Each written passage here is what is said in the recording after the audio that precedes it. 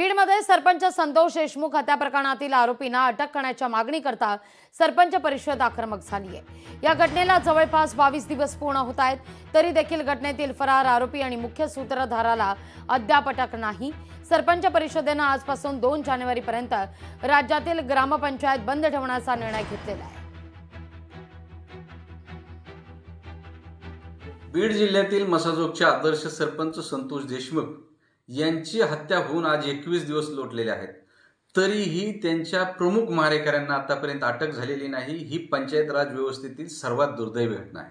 संतोष देशमुखांच्या मारेकऱ्यांना तात्काळ अटक झाली पाहिजे।